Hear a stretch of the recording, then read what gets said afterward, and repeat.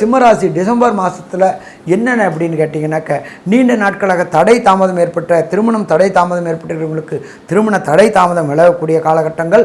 அதே போல் 5ஆம் இடத்துல சுக்கிர பகவான் இருக்கிறதுனால அந்த திருமணம் பரிவர்த்தனை யோகம் பெற்று இருக்கிறதுனால நீண்ட நாட்களாக திருமணமாகி வம்சமிருத்தி என்கின்ற குலவிருத்தி கிடைக்காதவங்களுக்கு குலவிருத்தி வம்சமிருத்தி கிடைக்கக்கூடிய காலகட்டங்களும் உண்டு. இதுவரை கணவன் மனைவிக்குள்ளார இருந்த கருத்து வேறுபாடுகள் தீரக்கூடிய வாய்ப்புகளும் உண்டு. அதே போல் லாட்ரி ரேஸு ஸ்பெக்குலேஷன் செய்யக்கூடியவங்களுக்கு இந்த காலகட்டங்களில் திடீர் பணவரவு ஏற்படக்கூடிய வாய்ப்புகளும் உண்டு. என்ன ஒன்று அப்படின்னு கேட்டிங்கன்னா 10ல் குரு பகவான் இருக்கிறதுனால உத்தியோகம் போகிறவங்க அடுத்தவங்கள்ட்ட தொழில் செய்கிறவங்க எல்லாரும் எச்சரிக்கையாக இருக்கணும். யாருக்கு கடன் கொடுக்கறது கடன் வாங்கிறது தவிர்ப்பது நல்லது. யாருக்கு ஜாமீன் ஜவாப் போடுறது தவிர்ப்பது நல்லது. ஏன்னா 10ல் குரு இருக்கும்பொழுது பிரச்சனைகள் வரக்கூடிய வாய்ப்புகள் உண்டு. தனக்காரகனான குருவே வக்ரம் அடைஞ்சிருக்கிறதுனால பிரச்சனைகள் அதிகமாகக்கூடிய வாய்ப்புகள் உண்டு. ஸோ இதிலெல்லாம் எச்சரிக்கையாக இருந்துட்டா இந்த சிம்மராசி என்பவர்களுக்கு டிசம்பர் மாதம் என்பது ஒரு அற்புதமான மாதம்னு சொல்லலாமா, அற்புதமான மாதம்னே சொல்லலாம்.